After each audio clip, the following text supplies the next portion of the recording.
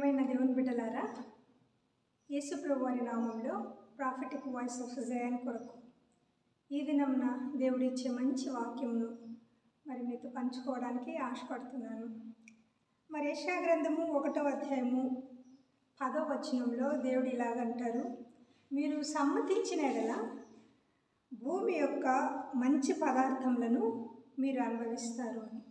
మీరు సమ్మతిస్తే అంటే ఎవరితో సమ్మతించాలి? దేవుడితో మనము సమ్మతించాలి. దేవుడితో మనము ఏకీభవించాలి. దేవుడితో ఏకీభవించి ఆయన చేసే ప్రతి పనిలో మనము కోఆపరేషన్ ఇస్తూ ఉన్నప్పుడు దేవుడు మన జీవితాన్ని ఆశీర్వదించేవాడుగా ఉన్నాడు. భూమి యొక్క శ్రేష్ఠ పదార్థములను, మంచి పదార్థములను అనుభవించే అవకాశాన్ని దేవుడు మనకిస్తాడు. ఆయన ఏదెను వనంలో ఆదాము హవ్వలను సృష్టించినప్పుడు ఆయన దాన్ని ఆమె కొరకు, వాలి కొరకు ఆయన సృష్టించినప్పుడు భూమి యొక్క మంచి శ్రేష్టమైన ప్రతి వృక్ష ఫలాలను అక్కడ ఉంచాడు.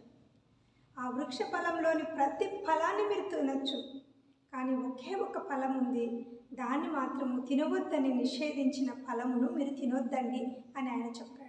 అంటే ఇక్కడ ఆదాము హవ్వలు ఆయనతో పాటు నడిచడానికి ఇష్టపడిన ఎడల సమ్మతించి కూడి నడిస్తే వాళ్ళు ఏం చేసిండే వాళ్ళు అంటే ఆ యొక్క దేవుడు తినవద్దు అన్న ఫలాన్ని వాళ్ళు తినకుండా ఉండేవాళ్ళు. ఇక్కడ 20వ వచనం ఎలా చెప్తుంది? యెషయా గ్రంథము 1వ అధ్యాయం 20వ వచనంలో, సమ్మతింపక తిరగబడిన ఎడల నిశ్చయంగా మీరు ఖడ్గము పాలగుదురు. సమ్మతించకపోతే దేవుడితో మనం నిశ్చయంగా తిరగబడితే నిశ్చయంగా ఖడ్గం పాలమవుతామని దేవుడు వాక్యం చెప్పబడింది. సో ఎప్పుడైతే ఆదాము అవ్వలు లోబడలేదో వాళ్ళు ఏదైనా వరంలో నుంచి బయటికి తోలివేయబడ్డారు. ఎప్పుడైతే దేవుడు తినవద్దు అన్న వాటిని వాళ్ళు తిన్నారో అప్పుడే ఆయనతో వారి నడక ఆగిపోయింది. ఇంకా ఆ తర్వాత దేవుడు వాళ్ళతో కలిసి ఏదైనా వనంలో నడిచినట్లు మనకు తెలియదు. లేదు, అసలు అలాగ జరగలేదు, వాళ్ళే బయటికి వెళ్ళిపోయారు.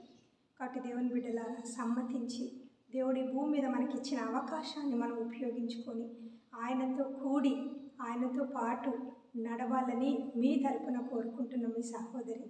Praise the Lord. God bless you.